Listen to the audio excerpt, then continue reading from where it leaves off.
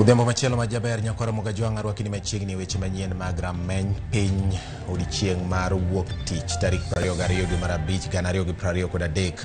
Wan gi weche ma wasechoko ni odiechieng' mangima nyakwara Mogi ka waketo ni gi yor adimba gi sani mondo ibed gi ng'eyo kuom gik mosetimore alwora mari e gwenge mopogore opogore pacho ka kaachiel kod mago mabende mulo konde mamoko mag piny Kenya. Nyakwara Mogi an ka mondo wabed kod chakruok kaka giko kendo aikora kaka ne wasingoni mar kelo ni weche manyien e yo manimba ahinya. Par ni nyalo tudri kodwa e namba 3600 kata bende Facebook mar Ramogi TV Kenya, YouTube kaachiel kod Twitter handle en @RamogiTVKE mondo mi ilosane kodwa imi wapachi weche ma wakelo ni sani. Tielo mokwongo mar rameny piny. Tielo mar ariyo biro bedo twak ma thuolo ma okunjo bedni ibedo mabor ma okiwinjo weche manyien kokalo ni televisen mari migeno Ramogi TV.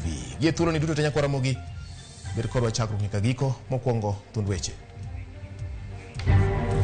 Chama sio ya Uhuru ina wenyewe, na hawa wenyewe walinipatia ni ichunge, na mpaka wataniambia wako tayari na wamechagua mwingine nitashikilia mpaka wataniambia sasa patiana mwingine. Jatend piny machon Uhuru Kenyatta oramo ni obiro rakore mager gi jogo matemo kelo tungni e duond bura mar Jubilee.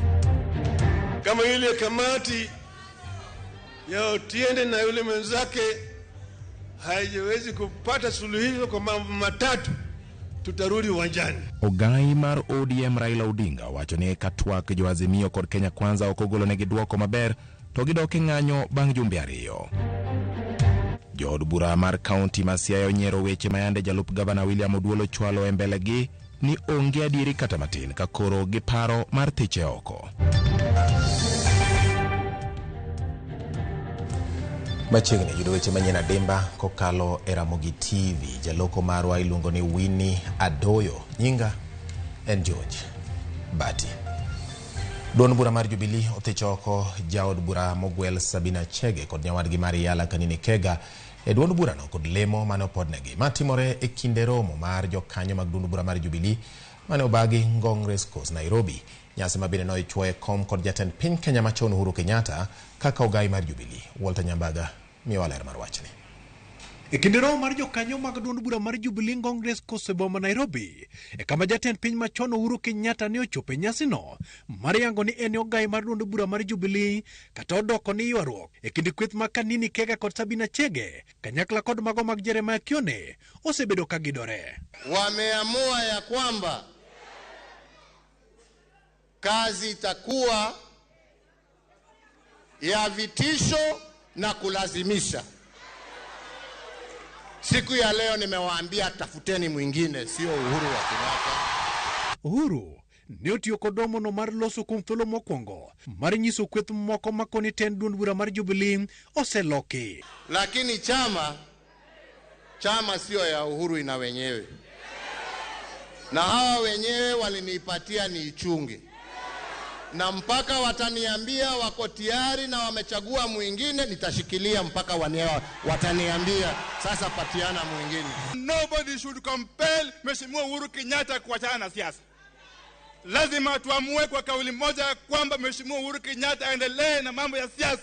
E duond bura no bende othicho oko jaod bura mogwel Sabina Chege, jaod bura mar Yala Kanini Kega e kagikoni kata mana lemo mageno godo e duond bura no bende koro sethichgie.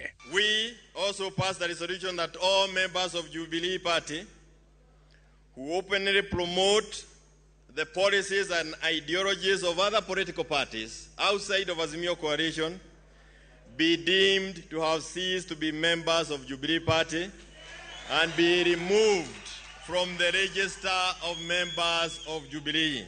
The party also nominated Kanini Kega to Iara.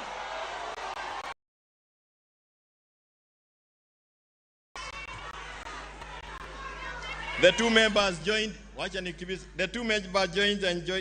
and incited a rebellion within Parliament with the sole aim of selling Jubilee to Kenya Kwanza coalition. From that point, the decision of cessation of membership of the individuals aforementioned be communicated to all the speakers of the National Assembly and the Yala Assembly. As many of that opinion say yes? As many of the contrary opinion say no. The yes have it. Kenyatta okoni duond bura mar Jubilee podo nyonoren kata odoko ni teme kod buok moko mag weche siasa. Tukamaliza kwa amani na tukapatiana uongozi kwa amani jameni. Hadharani mchana. Hata wakati wananitukana mimi nikakaa kimya tu nikasema sawa. Na yale yametokeza tu matusi, kuiba mbuzi,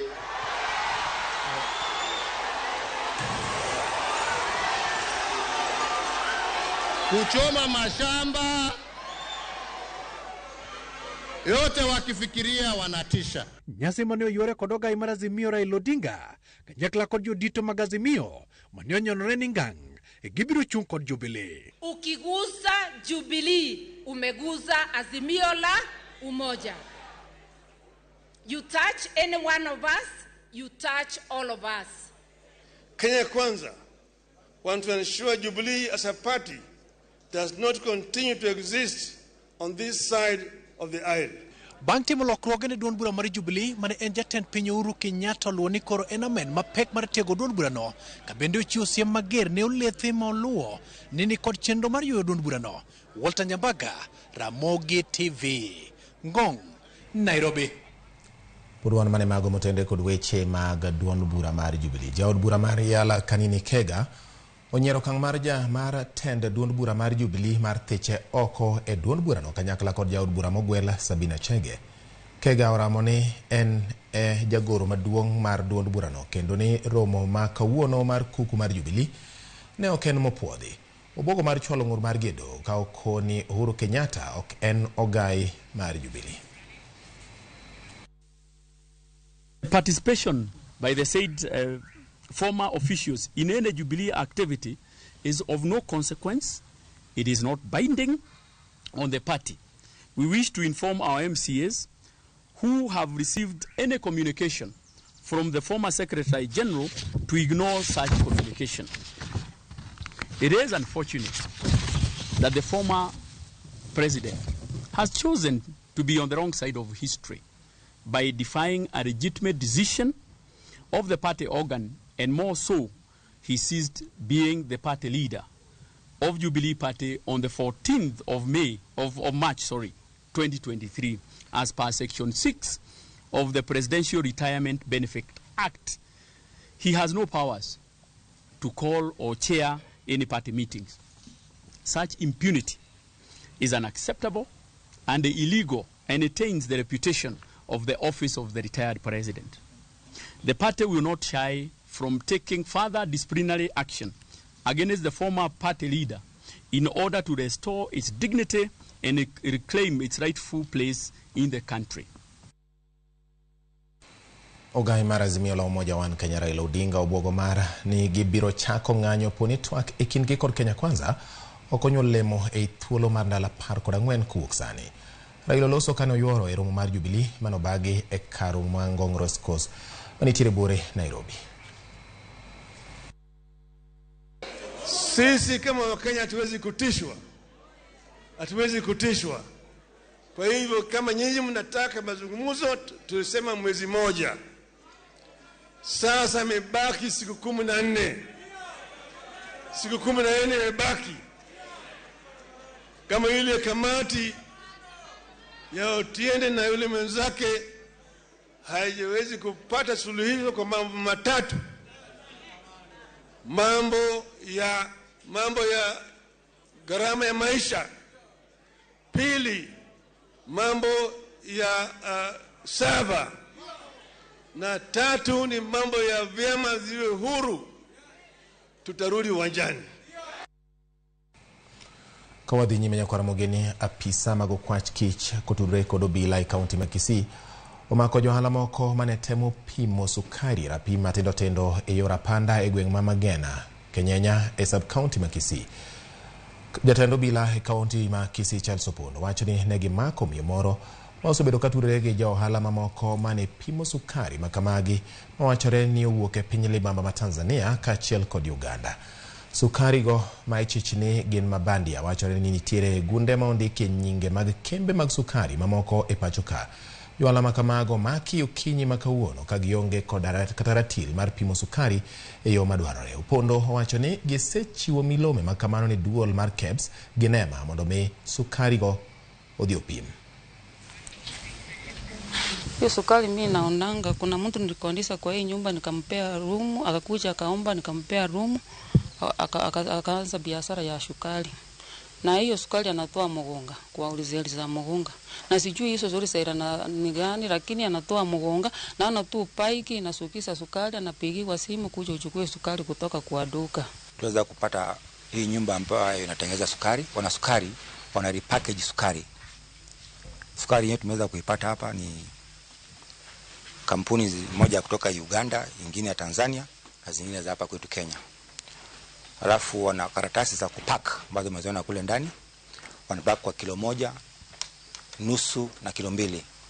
Na kwa kweli hakuna weighing machine ambayo iko hapa. Kwa hivyo kwa kabisa ukweli ni kwamba sukari ni kidogo sana. Na pia hatujui uhalali wa hii sukari na pia hatujui kama ni sawa kwa kutumia kwa binadamu. Kwa sababu pale inatengenezewa kulingana vile unaona hiyo hali si hali nzuri. Na kupitia kwa makachero wetu wa DCI tumeweza kufaulu na kunasa mama mwenye hiyo sukari hapa Kenyanya.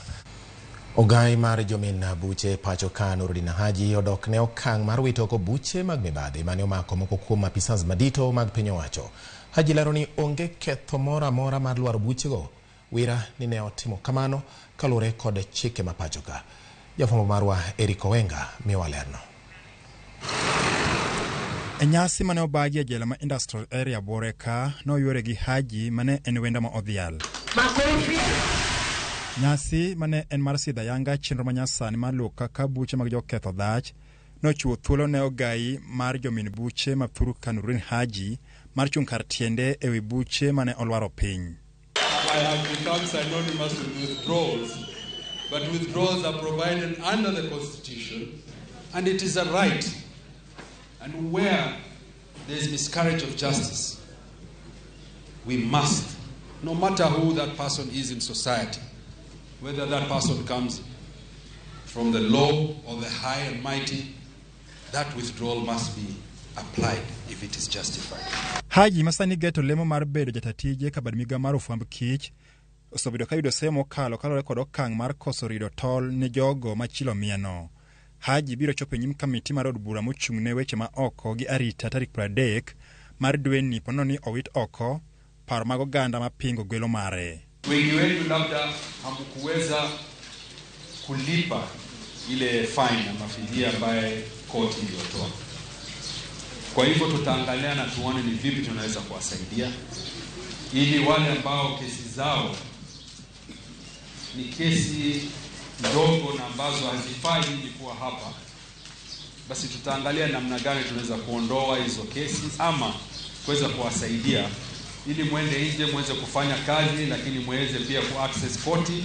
Sichiko bende dwaro mar duoko piny oganda manie ute mag twech no twagi gi jokanyo mochung'ne weche mag ratiro. Nimewahi pata watu wenye wamekaa rumend kwa miaka hata zaidi ya miaka 8. Hiyo ni haki? Hata miaka 20. Na hiyo kweli ni haki? Congestion overstretches our facilities which compromises service delivery in the discharge of our mandate. This launch indeed is a step in the right direction. Reducing numbers in prisons will see an improvement in our services, especially rehabilitation of prisoners to prepare them for integration upon release. Twawaomba msaidiane na mwasiliane na ofisi ya ODPP ndio waweze kuangalia hizi kesi zenu. Wengi wenu mrudi nyumbani. Kalore gi bar miga mar jomin wach e thuruka maromo oganda gana 60 nie ute mag twech 134 ma thuruka ka gana 35 gin mago ma podi oko somnegi ketho magi. Wengi wenu mrudi nyumbani. Na mkirudi tafadhali msirudie. Lazima sisi tuwapatie nyinyi fursa nyingine ya kuweza kujimudu wenyewe. Ukirudi manyumbani Msirudie bana, msirudi hapa, si ndio? We also wish to request the prisons authorities to ensure that when these Kenyans come here, they come back to the public reformed so that we can move forward. Jokanyo e sekta mar ratiro kaachiel kod chike mathuruka koro medo kendo mahino margi maneno ni oganda ma ikano e ute twech mathuruka obedo matin mokalo mar chiwo thuolo makende kaka buche magi ibiro yalo e kinde mabiro. Eric Owenga, Ramogi TV, Nairobi Rumand, Nairobi County. Erokamano nyako Ramogi kuom keto Ramogi TV okaw yweyo marwa mokwongo ge ka e weche manyien mag rameny piny odhiambo ma kawuono mabende nang'isi ni mama na tielo mokwongo. Mar ariyo wan gi twak Ishmael Koyo mabende en achiel kuom jagoro e weche motenore koda neno ni kwe obedo e duond buche mag siasa kata tungni manyalo bedo e duond buche mag siasa oyudo yo makare mar kweyogi miluongo ni Liaison Committee biro bedo kodwa ka mondo wang'e ni to ere kaka inyalo tiek moko kuom tungni ma osebedo e duond buche mag siasa pacho ka. Ranyisi duond bura mar Jubilee nyaka gie sani nitiere Wedea maka kod kacha. Nyako Ramogi ma biro e tielo mar ariyo ka ok idhi mabor to ibiro winjo chuny twak mana e rameny piny. Gie sani walidhe moko kuom oteni ariyo adek injalo mosendiko na Benta nyar ong'any kawuok Misambi wacho ni aneno maler ahinya dala mar Kabondo Misambi wach jo Jubilee omako dhoga ndi Kenya wani dwaro mana lamo gik matimore udhiero wang'a. Erokamano Ramogi News yudore yo makare ka wan Rudi Kopany iluongo ni Awiti Jarudi Kopany. Erokamano Awiti Jarudi Kopany aneno maler ahinya e gwenge mag Uyoma Missouri anto gik matimore Kenya waka mora ma okanyal wuok mano iluongo ni Vin wuod Nyaseme wacho ni gik matimore Kenya miye mor ma wuok ka ng'ama gole Kenya no makoro chwanye. Evans Oyuga Wasonga wuod Konge wacho ni ayie kod jo Azimio kum chung margi an kod James Duge jamalonga game. Erokamano nya wan kaka jotelo wanyis telo maber e piny ne jopiny Isaac Sala mara Kabondo Misambi. Erokamano inya kum keteka ler adua akiapingo ler adua akiapingo Mawuda Kingley Village Kisumu North Ward uchini Ramogi juu sana. Erokamano inya nyako Ramogi we mondo wakaw yo marwa gi kanyo ka wadugo por wan gi mamoko e weche manyien kasto bang'e wabiro donjo e twak. Kik idhi mabor.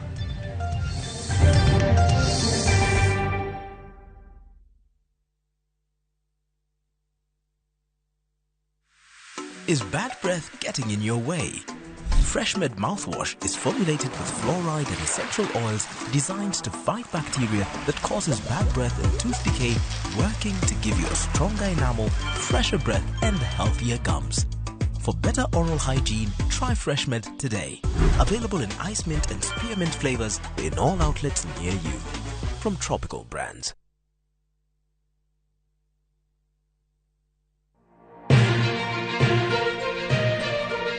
Weche manyien mamulo dhod chunyi maiye gin mago machiegni kodi. Weche thieth, anyuola, ohala to kata rita. Ka utuch to wan kode. Kotimore skunde e gweng'u ne wedeni kata osiepe magi duto wan go. Wan kae mar neno ni ng'eyo gima biro kendo bedo gi ikruok motegno. Onego ing'e gima timore e seche motimore mapiyo piyo to mae e kama iyude wechego.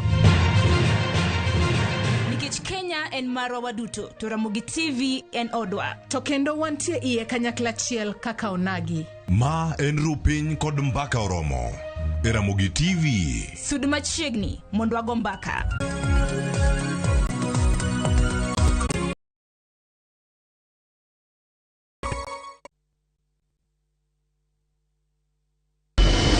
Could have been done with your part of the bargain. I cannot. You bail out now. You get nothing. Follow the story of Yakubu who blackmails his neighbor. No one is too poor to have something to give. What are you talking about? Wait, please. In addition to everything else, he commits a sexual assault against Stella. I know you've been sleeping with my son. He did it. Who did what? He told me he was going to kill me if I told anyone. What are you doing in my house? We are pregnant. How sure are you the baby is even yours? Now Stella is pregnant and a lot more truth is about to come out. There's this secret. Ubako magini kupatiana story na to suspense. We have another brother. View Sasa brings you an exclusive series, Dreadful Twist.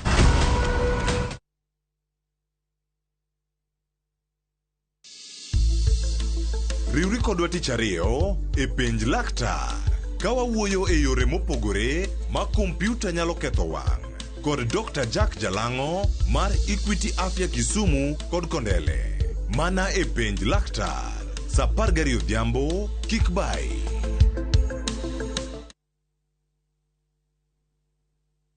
Jijenge na shilingi 1500 guaranteed kila wiki kwa kucheza Kaende Jackpot.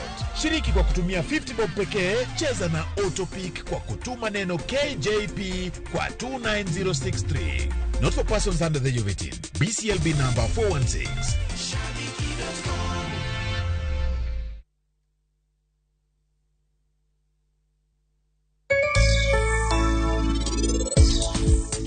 Anaduange adiera mari tapki.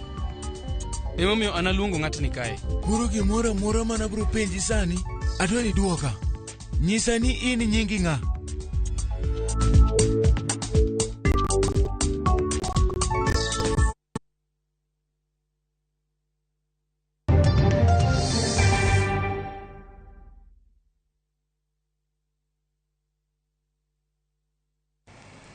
Machiegni kendo nyakwara Ramogi jwang'e weche manyien mag rameny piny wadhi nyime. Dowe wacheji aboro ma itudo kod uso sukari ma okethore kod rambun ma siling 400,000 ng'ato ka ng'ato. Mana kaka iduno koth leronwa burano ma omaki kata omako jotend board kata bad migawo mochung'ne weche mag rango ber mar mwandu e pachoka KEBS. Oke mokwongo tudo uso mar sukari e pachoka. Edo mar Milimani, jatatije mar bad migawo mochung'ne ber mar mwandu ma pachoka kata KEBS Bernard Nyiraini, Derek Kago, Peter Mwangi, Crispus Waithaka, Mohamed Ali, Abdi Yusuf kod Pauline Njeri ne ochope nyim jang'ad bura Lucas Onyina ka otudgi kod kuo mar sukari marach mane ogole tok chik kendo ne ochope chiro. Sukari go manego gi romo siling $20,000,000 ne olal kama ne okan gi e gwenge mathika kama ichich ni kata bang' yango gi kaka sukari ma ok onego tigo kod dhano. Achije go ne ogolo gi ma uso gi e chiro. Bernard Njiraini, ma en jatatije mar KEBS kod jalup komishona mar choko osuru e KRA Derek Kago, bende ne otud kod ketho mar tiyo kod apise gi marach. Achije aboro go duto ne okwedo ketho mane otudgi go. Conversion of condemned brown sugar into industrial ethanol through the process of distillation, an act which was prejudicial to the Office of the Commissioner of Customs and Border Control, Kenya Revenue Authority. Bernard Njiraini, true or not true? Okil margi ne ogoyo bade piny ni onge achich kata achiel manyalo ringo. Omiyo nego wegi kod rambun mondo giyal ka ginoko. Mana kaka moko kuomgi osebet ka ni oko, bang' kane omaki kod obila. Your task now is to assess the ability of the accused persons to attend court. Kwayo makamano jang'ad bura Lucas Onyina ne owinjo, kendo ne oweyogi kod rambur ma siling 400,000 ng'ato ka ng'ato, ka bura dhi nyime.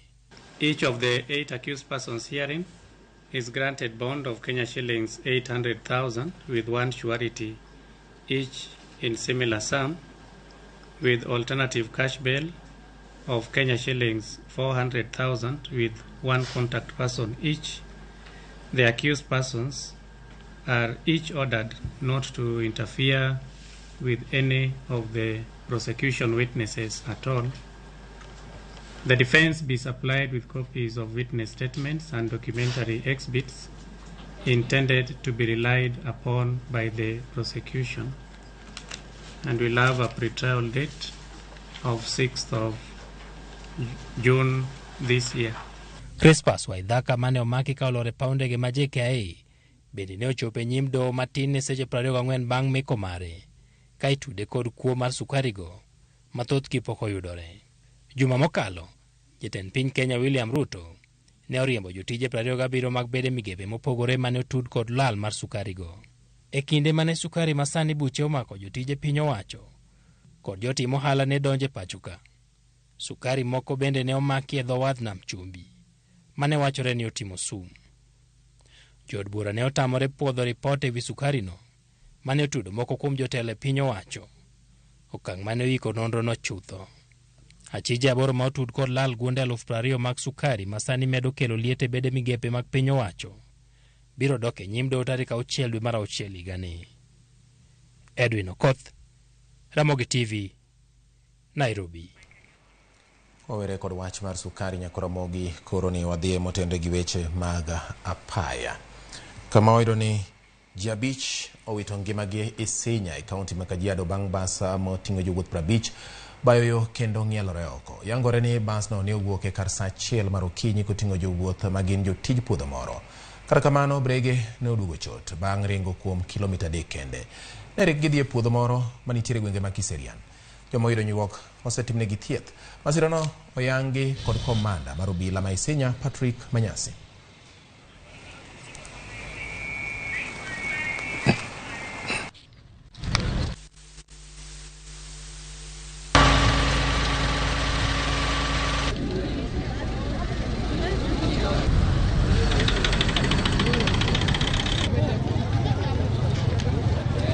Karibu saa 1 na dakika 20 kulitokea ajali hapa.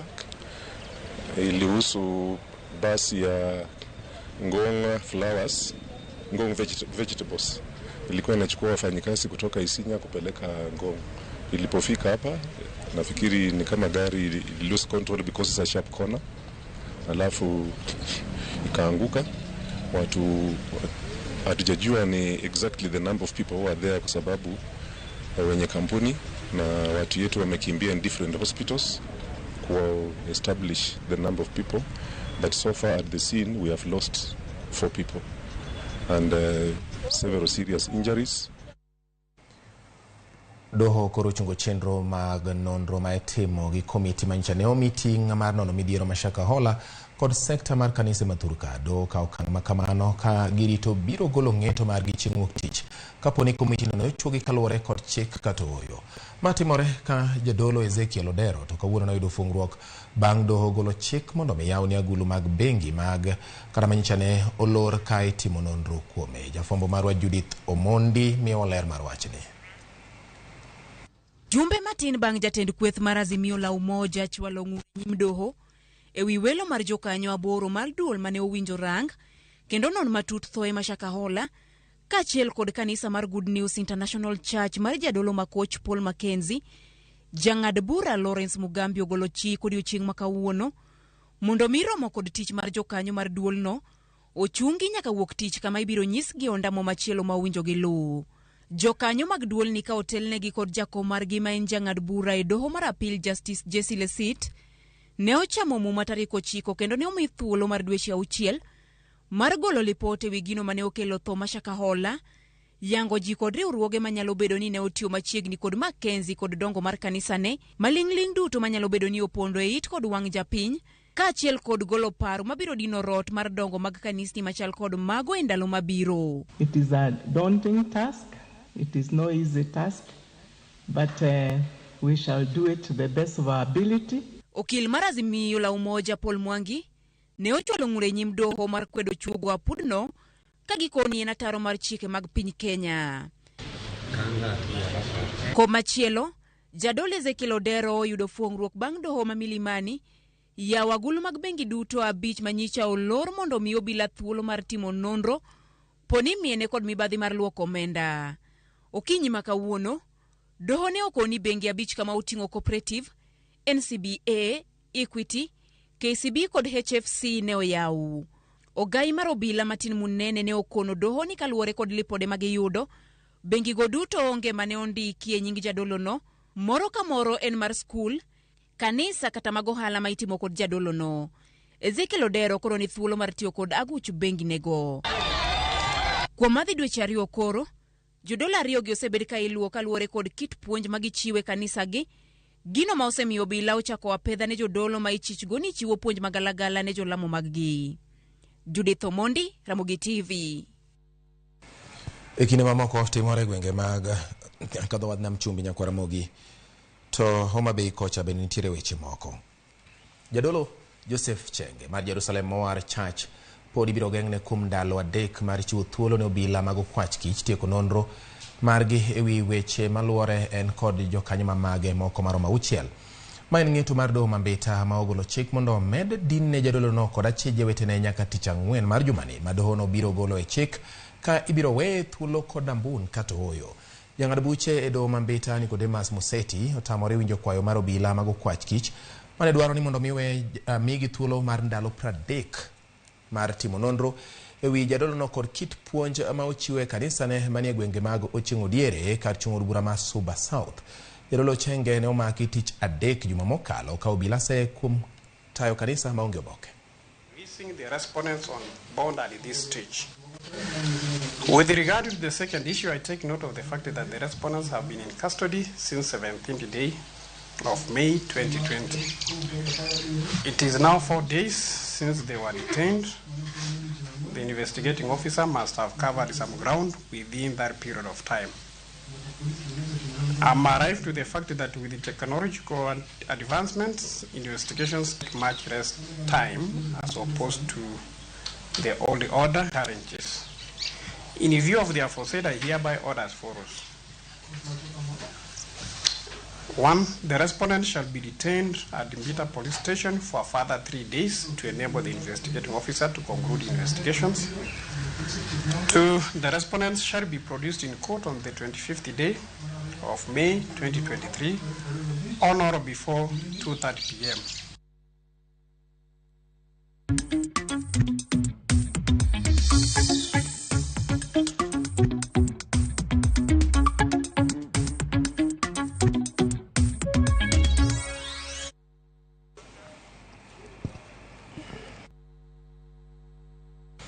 Koro wadonje motende kod weche mag ohala nyakora Ramogi. Kambi mar majand chai miluongo ni Ekatera kwano lal bang' masinde mag 4 mag ng'wedo chai ne wang' gi jong'anyo. Jong'anyo go magin jodak ma gweng' ma Brook e kaunti ma Kericho, jogweng' ma yuto margi thothne wuok e chenro mag ng'wedo majand chai e puothe makono.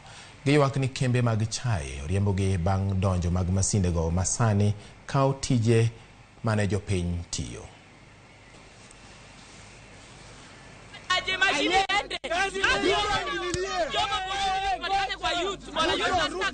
Mutaya alituambia kabisa kwa Rosavi, baada ya hii nitaongea na watu wa estate. Walisema ukweli?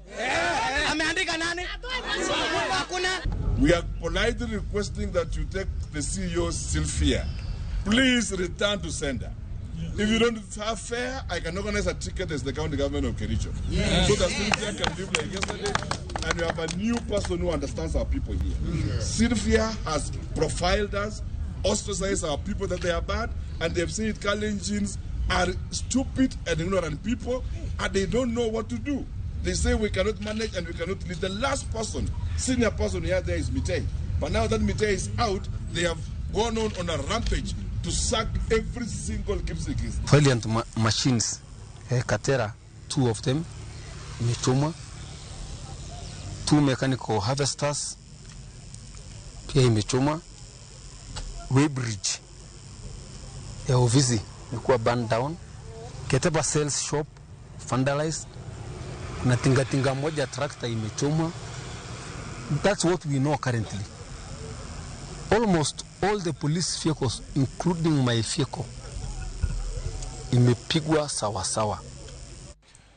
Jaod bura mamoro ni Onyango Koyokoro kwedo kang' mar medo thuolo ne apisas moko matiyo e kambi matayo kambi mar Agrochemical and Food Company Limited mabiro bang' kambi no yudo lal mar omenda maromo bilion 8. Obogo mar bago ng'anyo poni piny owacho kokalo kuom migawo mar pur obiro buono kwayo margi. Kambi ni kana pesa mane sirkal olo mane ing'iewe mane chake pod ok gichulo nyaka kawuono oseromo about 10 billion. Pesa gi miloso mag operations gi gisepose losses mar about 8 billion. So onge value motimo. Koro wa demand ni ka en manyako duogi to mondo rit mondi tim gibiro ni forensic audit. Check ane to botiyo maber. Losses gi gin moko mabira Nyasaye makelo ikoso gin manager ne gi joge manager ge moko mohero gi gin ma gitujo kuon moko ma pesa wuogo to moko pesa chopo India moko chopo kia kure ma gikawo ga pesa ne donj ka ka kwayo ok owinji wan gi chenro war raia koro ing'eni constitution mar Kenya teko mokwongo ni e lwet ng'a ago tung koro ka tung ok owinji to tie raia matelo ne ma en jatich, en japur, en johala, en joma wuotho ka.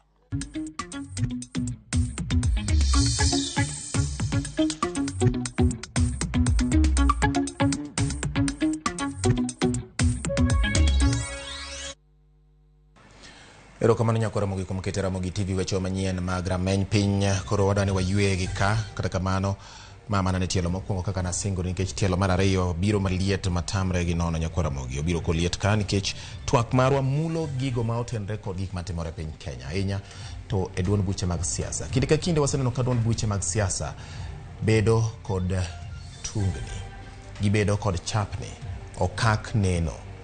To nitiere aput kata komiti manoketi mondo ming'iane kaka inyalo chwal wach, gibedo kaka jogach kata jothek poni nitiere ng'ore duond buche mag siasa. Kawuono wang'iyo duond bura mar Jubilee kaachiel kod bende pogruoge mamoko moseneno e kinde mokalo e duond buche mag siasa ma pacho ka kod gik ma inyalo tim mondo duond buche mathur ka obed motegno kendo mongirre machopo dwaro mar jopiny kendo luwore kod chike ma oloso duond buchegi. Mane momiyo kapok wadhi e yue nyakwa Ramogi, an gi wendo mara Ishmael Koyo ma bende en jalupa jagoro e weche e komiti ma ochung' ne weche mag duond buche mag siasa, kendo gitemo ng'iyo weche mopogore opogore kuting'o koda ka chike matayo duond buche mag siasa e pacho ka, yore mag ndikruok, kaka winjo bed ni gitiyo, kaka winjo bed ni gitwak, kendo tudruok e kind duond buche siasa gi migepe motenre kod weche mag siasa ma koting'o duol mochung'ne weche mag yiero kod kiewo e pacho ka IEBC kod weche mamoko ma makore kod duond buche siasa gi josiasa. Ishmael bende en jagoro maduong' mar duond bura mar National Liberal Party kendo wabiro losane kode machiegni ahinya. Wendo wani nitiere Kisumu, adwani mondo ifwanye kwa Ramogi Ajwang' giwinji duondi ging'eni intie kasto wadhi e yweyo ka oduogo to koro twak achiel kachiel. Ishmael oimore. Amosi no imore ahinya kendo amoso nyikwa Ramogi ni midhiambo makare. Amora ahinya kidu thuolo mar loso kodwa ahinya kotende kod gigo matimore e duond buche mag siasa kendo wadhi mana yweyo matin ka waduogo to koro twak marwa achiel kachiel. Nyakwa Ramogi, erokamano kuom kete e Ramogi TV gi thuolo ni jaloko mara obedo Winnie Adoyo. Ka waduogo to koro twak marwa achiel kachiel gi Ishmael Koyo mana bang' thuolo machuok.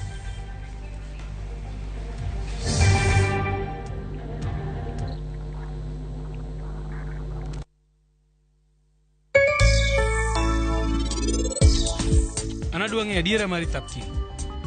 Emomiyo analuongo ng'atni kae. Puro gimoro amora mana bro penji sani, adwani duoka. Samarin ng'ama ber ahinya. Emomiyo an ok anyal weyo hera man godo kuomi. In tim gimoro amora midwaro, to in ok ibi ng'eyo gimoro amora mantie kuom Lovely. Awinjo kiwacho ni ndwa dhi nyiso mama mondo utim arus kendo. Dial star 334 hash to enjoy 1 GB at 50 Kenya shillings for 24 hours. Bundle exclusively available on Airtel Money. Okay, nimeshasetiwa hiyo 1 GB. Sana data yako kakuku tu.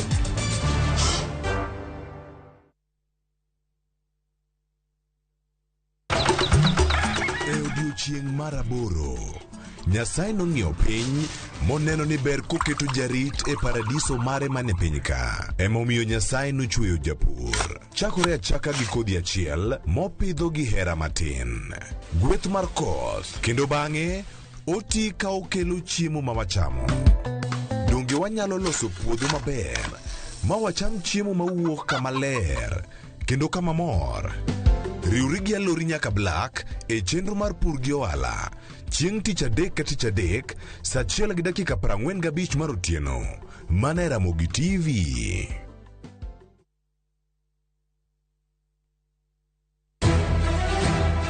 Chulo kuoro. Anadwaro mondo timni malit, mana kaka ni timna malit kuom higni 15. Miriambo. Jamriambo? Mano ng'ama jamriambo? Bedo gi kiawa. Aya dhi pando nyathi mararacha ni kula man kaeni. Gik ma osekalo timore kendo. Onge keny moro amora madhi timre kawuono. Thapki pod en sirono. Masiro jot. Mama, samoro in geno mari oserumo.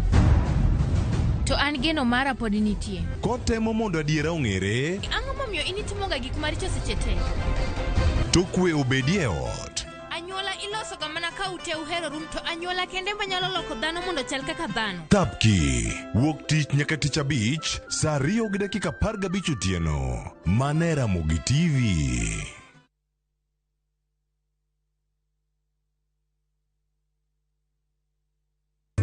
Alilosema baba lazima litimie, hadi zake maishani mwangu zitimie, ile ndoto lazima itimie, hata iweje lazima itimie. Naitwa Komando wa Yesu. Kupata wimbo wa salama kama sikiza tuni yako, bonyeza *860 *289#. Kumbuka, Sikiza na Citizen ni nyumbani kwa wasanii wote. Mungu awabariki sana.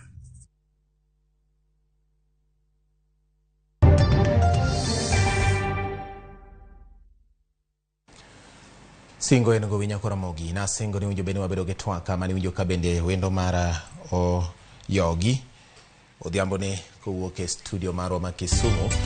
Iluonge ni Ishmael Kuyo, wan kode kachiel mondo wabeda network ahinya motendo gi weche mag duond buche mag siasa e rameny piny kawuono nyako Ramogi menyo gigo mosebedo katimore duond buche mag siasa kod kaka tudruok makare nyalo bedo e kind duond buche mag siasa gi bede migepe motendo kod weche mag yiero kachiel kod duond buche siasa giwegi gibed mongirore kaluwore kod chike maloso gi kaka winjo bed ni gitiyo. Mane momiyo an ka kod achiel kuom jalo manitiere e lemo mamalo e komiti ma bende tudo weche e duond buche mag siasa koda kidienje mamoko ma bende nitiere e weche mag siasa mar piny Kenya. Na mira nyisi kaka IBC duonda kata jogo mandiko duond buche siasa weche mag chike motenre koda duond buche siasa mano ma ng'iyo ni to duond buche siasa bende ondike yo makare to olos gi yo machalo nade bende gitiyo koda chike mopuodhi. Koyo bende en jagoro maduong' ma duond bura mar National Liberal Party kendo wadani mondo wauane kode achiel kachiel. Koyo nise moso nyikwa Ramogi odhiambo ni koro waneno ka nitiere pek samoro e duond buche siasa magwa mapacho ka. Gin ang'o gini matimore hie duond buche mag siasa? In jagoro maduong' achiel kuom duond buche siasa mapacho ka kachiel kod bende bedo ni ne komiti mang'iyo kata mabedo kaka jathek kata ng'ado rieko ponono ni tiere tungni moro tudruok ma nyalo bedo duond buche siasa. Ng'o matimo duond buche siasa mag piny Kenya? Erokamano George Bating. Da gombo ni mondi chaki mia thuolo mondo amos ni Ramogi ajwang' ni oimore uru Kisumo ka ber kothogowa kwayo mana jowa ni koro wamedo tiyo matek e puothe wa mondo kiny wayud gima wachamo. Kadhi e penjo mari mokwongo ni to en chandruok mane kata midhiero mane ma wantiere godo e political parties. Mokwongo da gombo ni mondo alerne oganda wa ni pen chik kare 4(2) yango piny Kenya kaka pinyno moyango duond buche mathoth. To ne wachopo kae nade. Higa mar 1992 ne nitiere section 2A mano bedo repealed nikech ndalo chande ne en mana chama achiel maka nino kiwinjore gi jatend piny kata jotelo mano chung'ne duond bura achiel no ndalogo. To ne onge kaka ne ng'ato nyalo bedo gi lek malekre ne chop kare e yo mar siasa. Koro wan kaka oganda, wan kaka jo Kenya wasia mabor mondo koro ne wane ber mar duond buche mang'eny. To kaduoko penjo mari ni to chandruok mane ma wan godo e duond buche mag siasa. Kenya okokoso chike monego bed ni tayo duond buche. Chike nitiere to en mana tim mar wang' teko. Bati ki ing'iyo sani endi tungni mantiere e duond bura mar Jubilee ok ene mokwongo to kendo be ok ene mobiro bedo mogik. Chien kacha chande iseneno duond buche mopogore opogore ka osebedo gi tungni aina niendi to iyudo ka gin tungni ma iloso gi jok moko mantiere oko mondo bed ni ging'iyo duond buche ma gintiere to koro mari chande mag dwaro mondo gikethi mondo koro gitie godo mbi mar ng'ato yor siasa. Koyo itemo wacho ni nitiere kaka duond buche mag siasa mathur ka onge koda ngirruok margi e yore mag chikegi, koso en nyiego ma duond buche mamoko bedo godo e kinde ma gineno ka duond bura machielo dhi maber? Bati pend chik mar Political Parties Act kare 2(1) yiene ng'ano mosechopo higni 18 mondo achiel odonje duond bura moro amora mobedo registered e bwo chike ma Kenya. To kisebedo registered kanyendo to gimokwongo ma nyaka ng'ato lu en ni nitiere omenda nendo michule duond bura mondo ng'ato odonji. Samoro nitie buche marwako ji nono.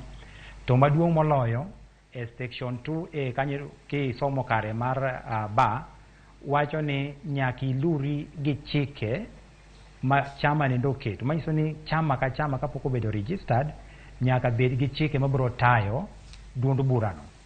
Ka ing'iyo lokruok manotim ne pend chike mar higa mar 2022 mar Political Parties Act, ne yande wamedo gimoro miluongo ni the ideology.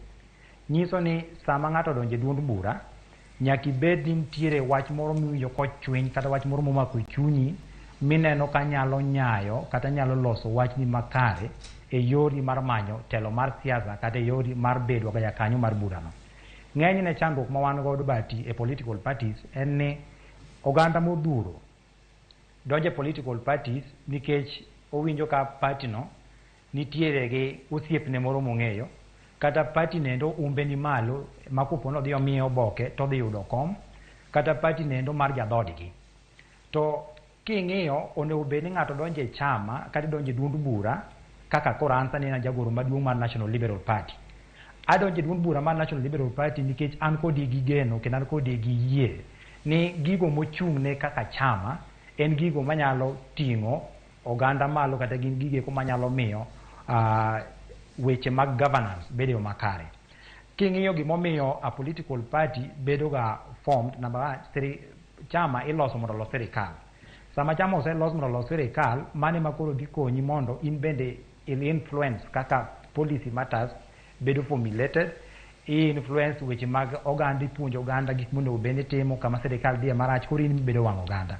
To ng'enywa wan gi chandruok nikech ng'ato donje chama to kong'eyo gimomiyo donje chama. Be nitie chik moro amora ma oketo kenge minyalo kaw mar thiro wang' teko machalo kama?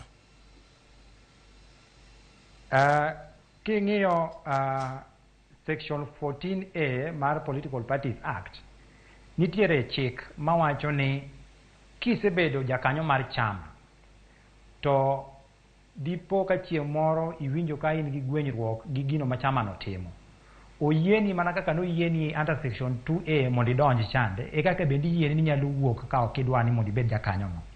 To wan gi chike moromo to en ni dhano osebedo gi wang' teko matek mokalo. Emomiyo iyudo ka section 14A wacho niya, ka in member mar chama, wawacho ni kod in chama mar chama A, to kare C wacho ni kopono neni ka ichung' gi chama machielo, ka in iyalo gigo ma chama no chung'ne kata support gima chama machielo chung'ne, chama ma ok mari, then chik wacho ni koro in ng'ama is considered ni osegwe tao kendo koro kin jakanyo achiel mar chama no. To iyudo ka josiasa wa gin jok mantiere gi weche mang'eny sana ma gitiyo godo kata ukora, anyalo wacho yani kakoso wach malong'o manyalo ketigi, en gi paro moro ma ok ni kare. Paro machach. Nikech gineno ni en paro machach nikech ging'eyo ni mondo ang' ilu gima pend chik owacho ni ka ng'ato nigi makosa to nyaka imiye thuolo mondo winje e duond bura, kosewuok e duond bura kokitere e gimiluongo ni Political Parties Dispute Tribunal, koa kanyo kokinyalo dhi High Court, koa kanyo onyalo dhi nyaka e Supreme Court. To pend chik no wacho niya, ok oyieni kaka jakanyo no mar duond bura moro amora mondo iyal gigo ma duond bura machielo timo kata mondo support gima duond bura machielo timo. Kin jakanyo mar bura moro to onego bed ni duond buchi mane iyiero cha emiyalo injili mare. Koro in kichiwo kinyi tichako wacho ni idwa yalo injili maduond bura machielo mabende kinja kanyo no to pend chik wacho ni in kod in ng'ama osegwetao. Koro en koso keto e tim gigo ma chik wacho. Nitiere ng'ur mosebedo e kind josiasa giwegi ahinya to mago madwaro kombe mag siasa e kinde mag welo mag duond buche mag siasa ni oluokwa kata omaya oluoka omaya oming'ane gima chal kama. Ere kaka gima timore gik machalo kama bedo maonge ratiro ahinya e moko kuom duond buche mag siasa kata mapacho ka nyalo thiro demokrasia kata nyalo thiro ngirruok bedo motegno mag duond buche siasa kendo neno ni chike olu kaka dwarore. Bati din mar omaya ni ok en din maber ahinya e siasa to din mar omaya ni be mosekelo chandruok mang'eny sama wadhi ga yiero nikech ing'e ni tulo timorega ka ochakore gi duond bura. Sama amanyo otiko mar duond bura mar National Liberal Party kaeto nitie ng'ano mane wapiem godo kaeto koro dhi chako wacho ni an duond bura chando omaya koro adada dhi kamachielo. Samidar no nyiso niya nokin ga dieri gi chike mag chama no nikech chama nigi chike mamage matayo kaka gitimo gimiluongo ni yiero. Nitiere chama no mawacho ni wan e zone makama wadhi chiwo direct nomination, e zone makama wan wadhi timo interview, e zone makama wadhi timo universal suffrage kata wadhi miyo jombulu thuolo mondo yier ng'ano ma gidwaro. Koro onego bed ni in jakanyo kapok idonje duond bura moro amora kaw gimiluongo ni katiba mar chama to bed godo piny to kok inyalo elewa kisungu mondik kacha kata kiswahili mondike go to many ng'ati moro manyalo somoni mana kaka wan go kinde mang'eny ma samoro ka in gi kes to somoni wach to nyisi ni kama e kaka do wache mondo ielewa ni to gima dwa donje ni en gima chalo nade. Kik irit nyaka dakika mogik koro ka duond bura osenyisi ni kar ka ok miyi otiko waseyiero ng'ane nikech wasewinjo ni ng'ane ma kite ber ka en ma jopiny dware ka tichako kelo tulo. Ng'ami mayo e duond buche giki onge. In emano kikaw thuolo mari mondo ing'e maber niya duond bura niendi nigi chike mopogore opogore mar chiwo otiko. Ka nisegikete koki mi yie ni an to chike giki ayiego kendo koro adwaro mondo adhi abed achiel mar jokanyo no, nyiso ni koro koda kinjoge kochako bedo mana ni koro ok gidwa miyi otiko to nikech ni kod gadieri gima duond bura no chung'ne ok onego bed ni koro idar kata idhi ketho nyong bura kata idhi keto tulo kamoro nikech koro mayi otiko. Okay. Kamano. Erokamano ahinya Koyo wach mar pogruok iwacho ni okel nikech rem mar bedo gi chike en mana bedo ni ji ok osebedo joma bidhore e kinde ma gidonjo kamoro. Ang'o ma inyalo tim pono ni okak ochako neno e duond bura mondo duond buche obed mongiro nikech wanyalo paro kuom ranyisi wanang'iyo duond buche ma osebedo ka tayo piny bang' yiero ka jatelo mane tayo piny owuok iyudo ka duond buche gi ok dhi maber ahinya. Wanyalo chako kuom ranyisi KANU sama mane en jatend piny Kenya ma bende osenindo Daniel Toroitich arap Moi notieko telo mare ma ogwelo kata owalo ma yande en jatend piny Uhuru Kenyatta mondo obed kaka jachung' gi duond bura mar KANU e yiero mag 2002. Bang'e no kano yombgi KANU nochako digni gi kanyo ma ka koro Uhuru ne chako duogo mondo lar kom ni duogo gi duond bura machielo mano norumo bang' kane Kibaki okawo telo ma otieko higni mage 10 kaka ne gidonjo kod riwruok mara National Rainbow Coalition bang'e to dok kendo gi PNU bang' ka nowuok e telo PNU digni onge ongirruok ma duond bura ni osebedo godo. Dipo ni ma e gima ochimo Jubilee mondo jopiny obed gi ng'eyo ni samoro Jubilee ni ngirruok mare ok nyal bedo ahinya kaluwore kod sigana mag duond buche ma osebedo e telo mokalo. Gima osehinyowa e dongruok kata demokrasia mag political parties en ni jo Kenya temo keto ber mar chama e lwet ng'at achiel gima kisungu dendo ni under personality card. Iyudo ni ng'ato donje duond bura nikech duond bura nendo nigi huma. Ng'ato donje duond bura nikech duond bura nendo nitiere gi ng'ate moro mantiere gi influence kata mantiere go teku mang'eny e kama odwani mondo dhi yiere.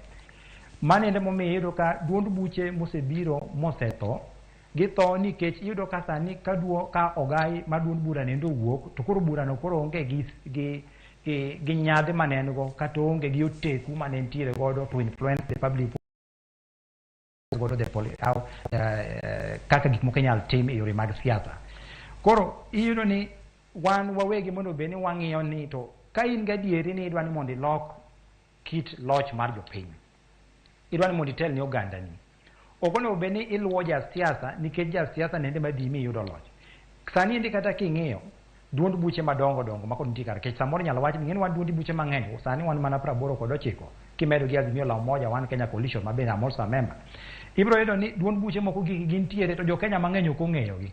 To king'iyo duond bura king'iyo od bura mamalo National Assembly Parliament iyudo ka jogo manoyier gi buche gi duond gi political parties is almost 95%. Jok mano biro gi independent gin joma tin. Manyiso ni jo Kenya pod omiyo nyadhi buche mag siasa. Yes. To chandruok mabedo ni gimiyo nyadhi buche mag siasa nikech ng'ano motelo ni burano mar siasa.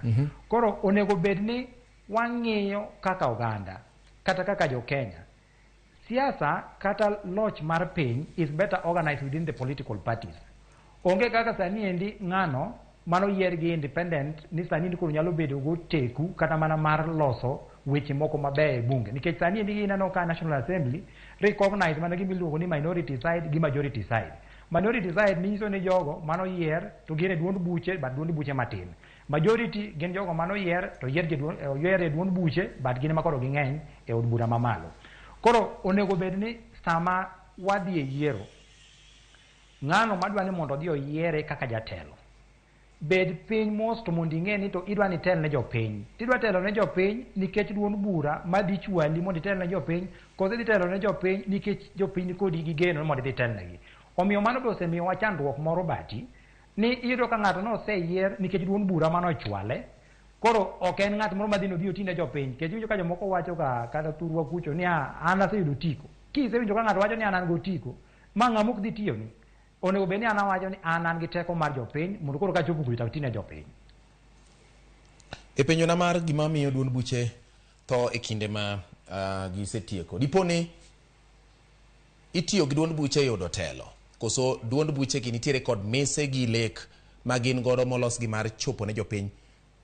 Kata bang' bedo ni gionge ok samoro giwuoke kom mar telo. Ang'o matimore momiyo duond buche ma osetelo thoga? En ni jopiny kata jotelo tiyo kodgi kaka ngas koso nitiere gimoro midwa ni lek moro ma duond bura nigo ma oketo motegno ma menyo gima japiny dwaro higni 10 mabiro 20 mabiro 30 40 50 60. Bati yiena mondo ati gi ranyisi gi chama kaka mawuok thurwa koni miluongo ni ODM. Ineno ka ndalogi kiduto te ODM osebedo chama no mongirore nyaka sani to nikech ang'o? Nikech ogai mare gi jogo motelo ne chama nendo ogeno gima gitimo kanyo. Masani endi kata kade bed ni koro ogai mar ODM no koro wacho ni en koro weyo gini. Tibiro yudo ka duond bura biro mana bedo gi yiengni. Sani neno ka koro duond bura mar Jubilee nigi achiedh nade wach moro ni ideya, imako ng'uta, igweya, inyona. Koro ng'eny e Jubilee sani endi nikech jatend piny Uhuru Muigai Kenyatta koro nuwuok oko mar chama. Mane ende momiyo aluoki chien kama na wacho ni chandruok ma wan godo maduong' ok en ng'ano motelo ne chama. Chandruok maduong' en jogo ma obete chama ka gidwaro mana margi mana mar iya. Ni an chama deno na ti godo mondo miya loch. Ka setiyo gi chama momiya loch to koro ginyalo wacho ni gimoro inyalo kwenda huko wacho ni asante aponda ni mateke. Egin onego bed ni aduoki chien kama onyisi ni sani endi pend chike wacho ni in ng'ano mosechopo higni 18 unyalo riworu oganda to wacho ni wadwa loso duond bura. To kapok uloso duond bura no sani endi chik wacho ni nyaka wach ne registrar msajili wa vyama ni to en ang'o mochune kaka duond bura. En ang'o modwa notim ma duond buche mamoko ok tim. Koro ka isebedo gadieri gi gino modwa ni mondo tim eka koro registrar biro puodhou ni kara adieri gimodwa timo ni en gino maber manyalo nyayo kata manyalo dongo oganda mar jokenya. Chandruok manitiere kanyo endo ok en kata jogo mabedo e telo kata oduog wuok. Chandruok en gi jogo eko motelo gi madwa ni mondo ti gi jotelogo mondo yud loch ma margi. Nikech sani endi koro kaka duond bura mar Jubilee migosi Uhuru Muigai Kenyatta nyaka koro ne chopo kama koro no dhi retire. To chieng' moro be ok onyal bedo duond bura no nyaka chieng'. Ebe nyaka koro chieng' moro wach ni anto koro adwa wuok aweyo duond bura ni. To chieng' mobro weno ka jok manotiyo godo kande gin mana jok mane dwaro ni mondo yud MP gi yud governor nikech koro Uhuru is influential kata jatelo mochung' ne chama nendo ne ntiere gi pesa moro mane nyalo konyogi mane manego chama. Okay. Nyaka gi sani midhiero momako Jubilee ni kaka liaison committee kaka jok mabende chalo joma tudo weche e alwora kata e kiru mar weche mag siasa kane. Ang'o mowinjo bed ni timo ne Jubilee? Ang'o mowinjo bed ni itimo e Jubilee kama koro chope ni ma nitiere weche mosechwal e doho, joma wacho ni wan jokanyo ma oyiedhi, wan jotelo moyiedhi, jomoko kocha bed ni wan jotelo moyiedhi, jomoko ni wagwetho ng'adne oko. Teko mar timo magi ni kanye, to kaka aput kata komiti ma ng'iyo weche mag tudruok gi, ang'o mowinjo bed ni timo gi sani? Bati duond bura ka duond bura, gima tayo duond bura en katiba mar duond bura. Ka nitiere ywaruok e duond bura mora mora, nitiere gimiluongo ni internal dispute resolution mechanism. Onge duond bura mora mora manyalo wuok oko, kata mana wan political parties liaison committee kama antiere kanyo kaka jakanyo. Ok unyal wuok oko ni koro udwa dhi donjo e duond bura mar Jubilee ni koro udwa nyiso gigi mondo bende gitimo. Mana kaka an bende ng'ato ok nyal wuok oko ni dwa biro nyisa e National Liberal Party kaka watayo chenro magwa. Chenro mar duond bura mora mora itayo kaluwore gi katiba mar chamano. Duond bura mar Jubilee sani endi chandruok ma koro bedo kanyo maduong' mokadho en ni yudo ni jok moko wuok koni to jomoko bende wuok gi acham, jomoko wuok achich ni wane ma wan right, wane ma wan weg ka, wane weg chama mar adieri, iriembo ng'ani to ng'ani iriemba ta riembi. Kiny ko keso kaka koro sani ne gin gi NDC mane gibede ni ibiro yudo ka kendo koro kiny jok moko bende mawacho ni gibe giriembo jok kaka gibe gicha gitero megi. Chandruok kaka ni bati. Chandruok wuok mokwongo e ofis mar msajili wa vyama, Register of Political Parties. Ingeni pend chik wacho ni sama ng'ato osechako yangore ni koro en ogoyo poro ne duond bura machielo, onego bed ni ikawo ne ng'ano chik kenda hatua mar koro gole duond bura. Tibro yudo ni onego bed ni duond bura kaka koro Jubilee, jogo magiparo ni ok tim gino ma chike mag chamano dwaro, onego bed ni mokwongo chik wacho ni nyaka gindik negi. You notify them ni gimitimo ni dirach, and as such waluongi for disciplinary action. Ka giseluonge magi winjo ywakne, imiye gimiluongo ni fair hearing. Ka gisewinjo ywakne to koro gitero report ka Register of Political Parties. Ka gitero report ka Register of Political Parties, chandruok ma koro bet kanyo ni registra ebe pend chik no miye teko kata mayino mang'eny ni ene ma koro nyako decide ni to bende noluwo chike kata nok oluwo chike. Manyiso niya, onyalo wacho ni an gini kaka ng'iye nok oluwo pend chike yo makare, koro onge kaka unyalo golo joge. Mane ma koro kelo wang' teko mineno ka joge koro tiyo godo kocha, ng'ani dhiri ni agoli, ng'acha bikich biro ni agoli. Gigi kike ng'iyo gi duond bura mora mora nigi chike mamagi. Makar chike gi kiolu duto te, to konego bed ni ka registro chako bedo ni osemiye kalatese mwawacho niya minutes mwawacho ni kawuono wagolo ng'ane gi ng'ane e chamani. Registro onego bed ni timo mana gima wachne. To en bende no ka pod entiere gi teko moro mar wacho ni ok ugole yo makare ni nikech nok uluwo achiel ariyo adek. An dagombo ni deber wasebedo ka wago mbaka kaka komiti mochung' ne duond buche mondo watim lokruok ne pend chike mondo mi duond bura oteku kendo mi duond bura nguvu. Maka duond bura mara owacho ni Omondi Koyo ne timo marach, bura oseng'ado ni kar ka ane kiere kendo kuom mane ndi bedo suspended kata uriembi e chama. Gima duond bura wacho nendo is final, lakini nikech wantiere Kenya ma the entire judicial system uyiene ja Kenya mora mora mondo otim kaka winjore. Koro ng'ama ok owinjo ka gima notimono ni kare to koro dhie court. To chandruok ma wan godo sani ni nyaka kuong tede ka registra, ma registra bende koro nyaka puodhe nikech en bende omiye nguvu mar regulating political parties.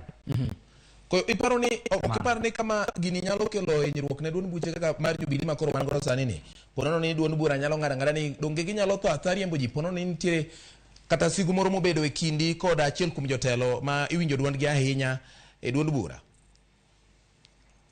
But ing'eni onge ng'ama nyalo gombo donjo e duond bura mantiere gi tulo nikech ng'ata ng'ata madwa invest political career mare man kodi lek mar bedo jatelo e Kenya kar ka dwa ni donjo e duond bura ming'e mani you can predict kaka duond bura will behave tomorrow.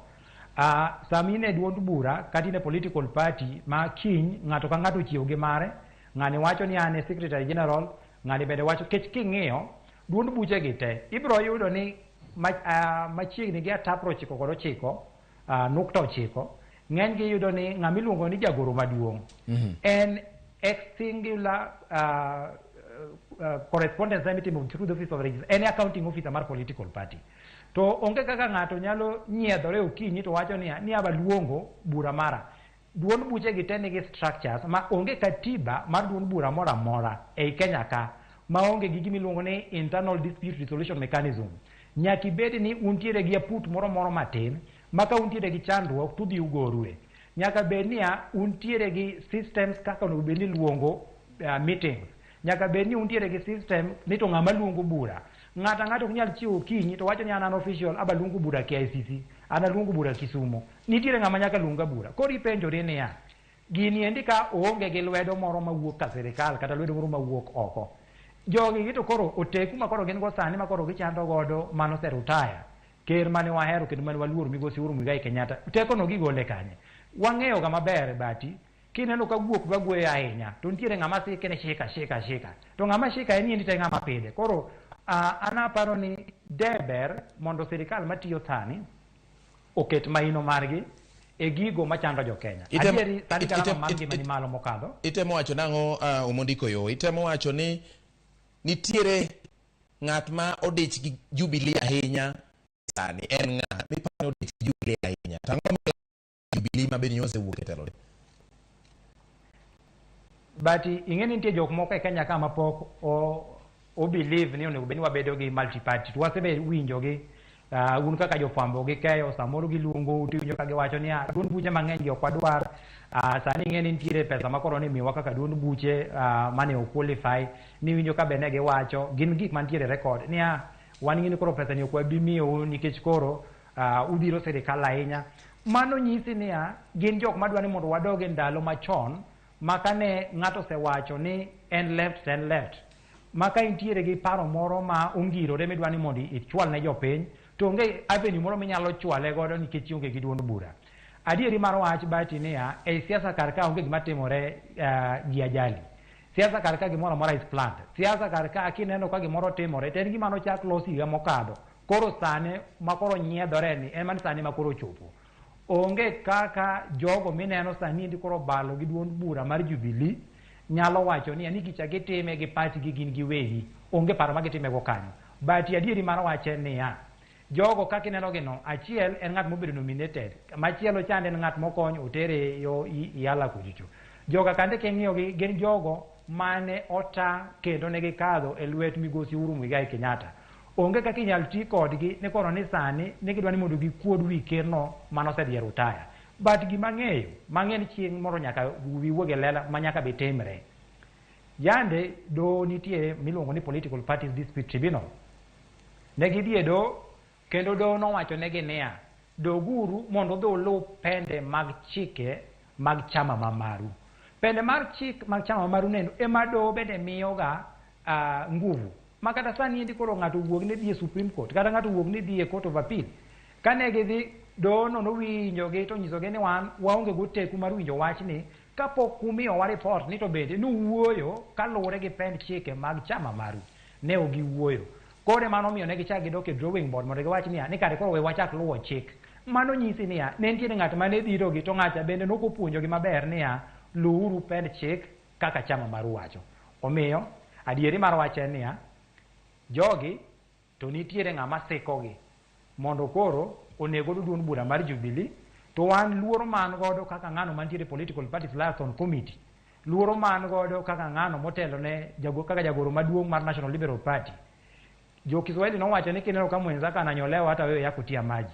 Ka ginyalo chimo tir Migosi Uhuru Muigai Kenyatta, jalno manotelo ne piny Kenya higni 10 mabe jo Kenya pod ohero nyaka sani, ginyalo chimo tir mondo gigore godo ni. Koro wan ma wadong' kar kani wato gibro timo wanade. Omiyo en gima nyaka wakwede okang' mager ni ok wadwar gimiluongo ni political interference with individual political parties. Chama ka chama oshughulika gi mare. Chama no mantiere e loch sani nitiere manifesto mane gipedho ni jo Kenya. Gilu manifesto, let them deliver on the agenda mane giwacho ni gibiro tiyo ne godo jopiny. Wach mar luwo political parties otieno ni ywayo tie ng'ato koni ni wacho ni koro tadino ni ok en gima ber kech onge kaka gino dhi duoko garama mar maisha piny, onge kaka gino dhi duoko school fees piny, onge kaka gino dhi ketonwa chiemo e mesa. Omiyo anda kwayo jotend piny mar Kenya ni tafadhali concentrate kaka inyalo konyo jo Kenya. Weche mag chama mamoko werigi go chama gi kogore gi weche gi kaka gini magiwinjore. Koyo ka winji maber kata kinyalo nyiso nikech dakika wa bende koro dong matin. Lweny ma koro sani nitiere Jubilee en lweny migeto godo ng'ato, ok en gimitemo kata kelo lokruok ne duond burano owuon. Mano e gimitemo wacho. Kamano. Okay. Ere kaka un kaka liaison committee unyalo konyo mondo magi kik timre? Koro ingine political parties liaison committee kar ka utingo duond buche duto te. Wasebedo gi lalruok kinde ka kinde gi duol no mochung' ne yiero miluongo ni IBC kendo wasiko lalre gi office mar register of political parties. Duond no mochung' ne ndiko duond buche kendo regulate gi. Gima watemo sani kaka political parties liaison committee en wasechako gimiluongo ni electoral so not electoral but legal reforms mondo wa amend pend chike kaka onego beni tayo duond buche sama duond bura nigi tulo. Gi sani ni endi to waonge gi oteku mondo kaka political parties liaison committee mondo waluong jo Jubilee kato waket gi piny. To chien kachi chande wan kaka wawegi jok mantiere kacha nikech ing'eni section 38C of the Political Parties Act emano establish the Political Parties Liaison Committee kaluwore gi tulo manomuoch. Bati tulo mawuok ga sa siasa chakore ga e chama. Ka chama nigi kwe to nyiso ni kata yiero ma wadhi die chandi kwe ibete. Sama ng'ato chako ywak no maya to dio manyo duond bura machielo duogogo. Koro ema koro gidwa pimore agoko. Ni adonge no maya idwa yie adwa deal kodi e debe. Donge no maya aduogo ge independent. Donge no maya abiro gi machielo ni. Sama kwe nitiere party mane makelo kwe kata general election. Omiyo kaka political parties liaison committee wasechako gimiluongo ni legal reforms mondo wa amend some sections of the Political Parties Act mabro miyo political parties liaison committee oteku maka duond bura moro nigi chandruok to wan bende wanyalo chope mondo wach ni kaka timore ni endi ok owinjore mondo wabed gi kwe. Bati sama Jubilee nigi chandruok kata wan kaka National Liberal Party wantiere gi kod ng'ikruok. Sama ODM nigi chandruok kata political parties mamoko kande bende nigi ng'ikruok. Omiyo wadwa ni mondo wabed gi gimiluongo ni political sovereignty and maturity ma an ka ja National Liberal Party kika suot uma ni kora dwa ng'iyo ni ang'o matimore e ODM. Mano kodwa we jok modak e odno oninde e odno ka odno chwe kodno gogi e odgi. Ka giyieng' e odno we giyieng' e odgi. Kakech ka giwe kecho ka gi e odgi. Lakini tabia marach makoro waneno sani endi ka wuok e office mamalo mondo interfere gi political parties ma endi ng'ama dwa ni mondo ne gimiluongo ni multi party democracy ma mano jo Kenya ok nyal yie. Okay. Erokamano ahinya kuom yudo thuolo mar biro e twak marwa e Ramogi TV amora ahinya kodi kendo iparo ni kawatie wach mugi iparo ni Jubilee nolos gi ng'ato mamane ng'at mi igeto koso ena ang'o milaro mane gima penjo ang'o mane ka ng'ato nowuok kuom ranyisi duond bura moro ang'o mane odong' ang'o milaro kaka watieko. Koro bati watie ka wacho ni niya you can inyalo mana bedo go teku mondo iwuo gi jopiny ka in gi duond bura. Inyalo mana bedo go teku mondo ibed gi jotelo moyier ka in gi duond bura. Gimilare Jubilee ka chande nitiere jogo mano yier gi duond bura mar Jubilee to nikech sani indi koro ich lach osetero gi giseng'ado nam gidok lokacha. To meno ging'ado nam gidok lokacha to loka kama giayo ni te mano yiero gi emomiyo sani koro giyudo mshahara. Loka chande gidhiye mondo koro ti kodgi migi gimoro matin gipong' godo iye gi ka gisepong'o godo iye to ng'ama tiyo kodgi no bende kine bolgi mana ne pangla. Sani endi idwaro ni mondo duond bura mar Jubilee nege kose nege to mondo koro jatelo motelo ne duond bura mar Jubilee miluongo ni Migosi Uhuru Muigai Kenyatta koro kik bed gi umbrella monyalo organize godo supporters mage. Ing'eni ok inyal organize supporters kata ok inyal organize jopiny kionge duond bura. Sani endi ka in gi wach moro kaka sani koro wan kaka jo Azimio ne wan gi wach moro ni nyaka wawach kod sirikal matiyo gi sani ni. Wach ma wan godo no inyal mana wache ka wantiere gi duond bura. Ok di wach nendo kaka mondiko yo. Ok inyal wach nendo kaka Raila Amolo Odinga. Raila Amolo Odinga nyaka bed gi gimiluongo ni political umbrella monyalo organize godo political activities. Koro first step en ga niya kuongi nego duond bura cha kinego duond bura chande to mondo koro gibed ni gionge gi oteku then i control joge gi mantiere National Assembly mondo koro kantiere bill moro kata gimoro ma sirikal dwa ni mondo kadhi to iyudo ka koro joka kande ng'at mane tiyo kodgi chande nigi direct control over them. Yes. Koro of the ni we wakungo dwa winja ne to chama watu ne nigi position mane wacho. Alright. Mara ariyo bati. Watieki. Gima jo Kenya ok ong'eyo. Duond bura masani koro nitiere loch miluongo ni ODA. En duond bura ma bende ne tin sana, jo Kenya nok ong'e. En duond bura manochaki gi mane jatend migao osiepna miluongo ni Rafael Tuju. Rafael Tuju mane nitiere gi duond bura miluongo ni nalo niluongo ni POA, Party for Action. Mano higa mar 2007. Kano duogo we to jok moko noduogo kawe otiyo kode ko niluongo ni Party for Reforms and Democracy. Bang' mano ende makoro migosi William Ruto makoro en jatend piny sani noduogo yude kakoro en bende midhiero kod achiedh nade noyude duond bura mar Jubilee kakoro nogwethgi oko higa mar 2021 kano osegwethe oko mobedo nyathi kich makoyo chame oko nokia kata ni to chak kanye to dhi kune ok ema koro jogi neno ne duond bura moro ni ka gorie ema konyo Jonania, kinego duond buche mamoko gi. Erokamano. Nyiso ni dwa nego political careers mag jok. Erokamano ahinya Koyo Omondi kuom yudo thuolo mar loso kodwa kowuok e studio marwa ma Kisumu. Thuolo machielo ang'eni weche thoth, thuolo machielo wabiro luongi kendo wachako wang'iyane weche kaluwore kod gik matimore kinde ge duond buche mag siasa kod kaka inyalo ngirgi kinde mabiro. Nyakora Ramogi, erokamano kuom kete ka. Tok marwa mar ameny piny Ramogi kanyo. Nyinge en George Bati, waromo kodi kendo e thuolo machielo riti masani.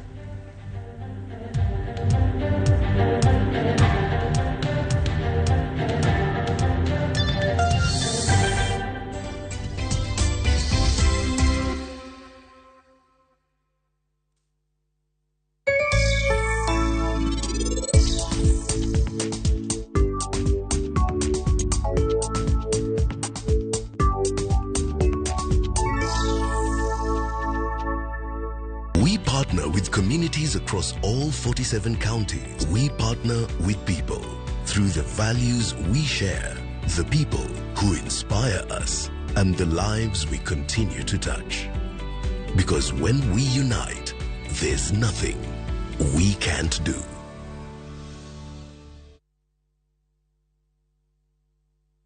Funga season kishabiki. Jishindie Smart TV kwa shabiki.com kila wiki. Predict games za leo ndani ya shabiki.com kwa kutumia 100 bob pekee. Na uwe mmoja wa washindi wetu wawili wa Smart TV kila wiki. Jishikie Smart TV na so moja ndani ya shabiki.com. Tembelea shabiki.com ili kushiriki. Not for persons under the age of 18. BCLB number 416. Shabiki.com.